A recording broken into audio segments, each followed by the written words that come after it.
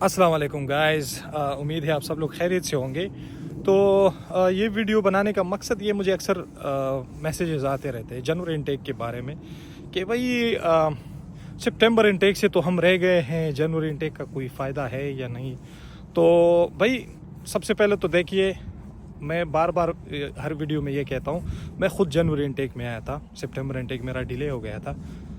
तो मैं लोगों को कहता हूँ कि देखिए, सितंबर इनटेक की निस्बत जनवरी इनटेक में मुझे ज़्यादा फ़ायदा हुआ। जनवरी इनटेक का सितंबर इनटेक से ज़्यादा फ़ायदा है एक नज़र से। वो किस लिए? वो इसलिए कि जब आप जनवरी इनटेक में आ जाते हैं, ठीक है, आपकी क्लासेस स्टार्ट हो गई, आपका सेमेस्टर ख़त्म हो गया मई में, तो मई से सितंबर तक तो आपको पता है कि यहाँ पे यूनिवर्सिटीज़ की ऑफ होती है, ऑफिशियली या अनऑफिशियली। यानी कि जो मेरे फ्रेंड्स थे कुछ, मोस्टली यूनिवर्सिटीज़ जो होती है वेकेशंस दे देते हैं, तो उसमें फिर स्टूडेंट को वो अलाउ करते हैं, वो उनको एक्सेप्टेंस लेटर दे देते हैं कि वो फुल टाइम काम कर सकते हैं। लेकिन in my case, my university did not provide me any letter और समथिंग। यूनिवर्सिटी ने क्लियरली कहा सबसे पहले ही, जब उन्होंने एक 4-5 दिन का एक और मॉड्यूल रिसर्च मेथड्स के नाम से शुरू किया, तो उसमें उन्होंने क्लियरली कहा कि आप लोग जो है वो अभी भी स्टूडेंट्स कंसिडर होगे, और ये जो वेकेशंस है ये फुल टर्म कंसिडर होगी। आप अपनी रिसर्च वर्क पे काम करेंगे और आपको वेकेशंस नहीं मिलेगी। इसका मतलब ये था कि, इसका मतलब ये नहीं था कि हमें यूनिवर्सिटी जाना पड़ता था या हमारी कोई क्लासेस वगैरह थी, कुछ नहीं था। लेकिन यूनिवर्सिटी जो है, बाज़ यूनिवर्सिटीज़ बहुत स्ट्रिक्ट होती है एकेडमिकली, उनका रिकॉर्ड बहुत बेहतर होता है, रैंकिंग अच्छी होती है, तो फिर वो स्टूडेंट्स पे ज़्यादा वो ध्यान देते हैं कि वो अच्छी तरह पढ़ाई करें।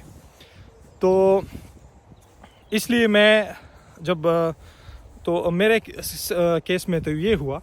लेकिन फिर भी बाज़ लोग जो होते वो काम कर लेते, क्योंकि यूनिवर्सिटी नहीं जाना पड़ता, तो बंदा क्या करेगा, काम ही करेगा, या किसी दूसरी सिटी में मूव होके उधर 3-4 महीने गुजार देता है।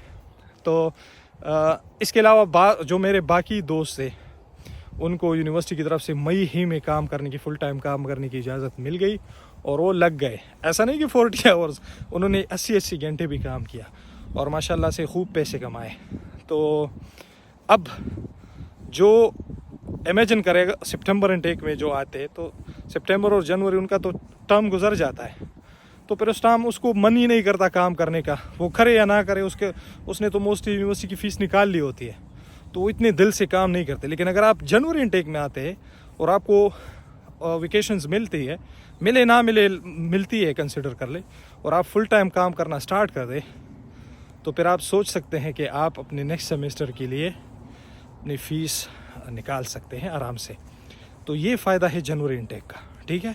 जनवरी इनटेक में आए, फ़ौरन अप्लाई कर दे। अभी भी यूनिवर्सिटीज़ की जो एडमिशन्स है वो ओपन है, और इसका एक और एडवांटेज ये होता है कि जनवरी इनटेक में इतने स्टूडेंट्स नहीं आते, इतने एप्लीकेशंस नहीं होती जितना कि सितंबर इनटेक में होती है। तो एक किस्म आप ये भी समझ लें कि कंपटीशन भी कम होती है। इसके अलावा आपके पास टाइम होता है कि आप ज़रूरी चीज़ें कर ले। फॉर एग्ज़ाम्पल, आप ड्राइविंग उधर पास कर ले, ड्राइविंग इंटरनेशनल ड्राइविंग लाइसेंस बनाए और ड्राइविंग सीख ले उधर। बहुत एक तो, या आपको अपना फ्रेंड, अपना फैमिली में कोई भी आपको सिखा सकता है, या अगर आप उधर क्लासेस भी ली तो बहुत सस्ती पड़ती है। यहाँ पे तो एक क्लास 40-45 पाउंड की होती है, और पाउंड्स की बात भी नहीं होती, इधर टाइम का मसला होता है। आपके पास टाइम ही नहीं होगा कि आप क्लासेस ले लें। जैसे कि मैं चाहता हूँ कि मैं लेसन्स ले लूँ, लेकिन मसला यही है कि टाइम मैनेजमेंट, टाइम नहीं मैनेज हो रहा। काम से आके टाइम मिलता भी है तो उसमें बंदा रिलैक्स होता है, दोस्तों के साथ गपशप लगाता है, घर फ़ोन कर लेता है। उसमें भी अगर आप ड्राइविंग लेसन्स ले लो तो और बर्डन पड़ जाता है। तो इसलिए अभी तक मैंने कोई क्लासेस ली नहीं है, और ना ही टाइम अभी मुझे मिल सकता है। निकालना पड़ता है टाइम, ठीक है, लेकिन क्या करें, अब ऐसे आलसी लोग हैं तो क्या करें, ठीक है। तो ये हो गया। इसके अलावा आप आइल्स की प्रिपरेशन कर सकते हैं। एक तो आप आइल्स से काइंडली मत डरे, कुछ भी नहीं होता उसमें। सिर्फ आप क्या कर ले कि आइल्स की जो सेंटर्स होते हैं वहाँ पे वो टेक्निक सिखाते हैं, बस वो सीख ले, और वो जो प्रैक्टिस कराते हैं वो कर ले, तो आप आराम से आइल्स में 6 या 6 से ऊपर बैंड्स ला सकते हैं। 7 बैंड्स तो जो मास्टर्स के लिए आ रहे हैं वो तो उनको कम से कम 7 बैंड्स लाने चाहिए। और इसके अलावा अगर आप दिल से तैयारी कर ले तो आप 8 बैंड भी आराम से ले सकते हैं। ठीक है, तो ये फ़ायदा है जनवरी इनटेक का कि आप फुल टाइम काम कर सकते हो और आप अपनी नेक्स्ट सेमेस्टर की फ़ीस या जो भी हो वो निकाल सकते हैं। और इसके अलावा अगर फ़ीस ना भी हो तो अगर रिसर्च हो तो उस पर भी आप काम कर सकते हैं। और इसके अलावा जब आता है आपके पास दिसंबर, तो दिसंबर तक आपका जो नेक्स्ट सेमेस्टर है वो जनवरी तक होता है, लेकिन दिसंबर तक ऑलमोस्ट क्लासेस फिनिश होती है। तो भाई जो दिसंबर और जनवरी में यहाँ पे काम होता है तो बहुत ज़्यादा काम होता है वहाँ पे, यहाँ पे उस टाइम।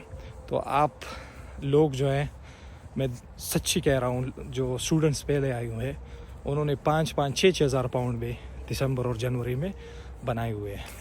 ठीक है, तो बस यही बताना था जनवरी इनटेक के बारे में। आप तैयारी पकड़ें, जनवरी इनटेक के लिए आए, बिला खौफ आए। अगर जनवरी इनटेक मतलब आप समझ रहे हैं कि लेट हो सकता है, तो देखिए कुछ यूनिवर्सिटीज़ फरवरी में उनकी क्लासेस स्टार्ट होती है, कुछ की मार्च में होती है, अप्रैल में होती है, मई में होती है, जून में होती है।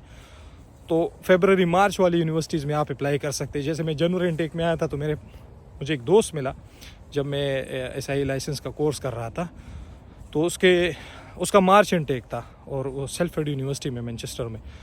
तो उसको ये एडवांटेज था कि उसने आने से पहले ही जॉब भी ढूंढ ली, गाड़ी भी ख़रीद ली, सिक्योरिटी लाइसेंस भी ले लिया, और जब क्लासेस शुरू हो गई तो वो बहुत ज़्यादा स्टेबल हो चुका था।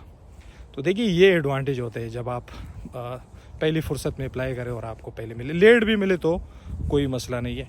मेरी क्लासेस 20 को स्टार्ट हुई थी, 20 जनवरी को ऑनलाइन थी, ठीक है, लेकिन मैं आया था 9 फरवरी को, यानी मुझे वीज़ा लेट मिला था क्योंकि मेरा केस लेटर लेट हुआ था, लेकिन फिर भी मैंने केस लेटर निकाल दिया था अल्लाह के फजल से।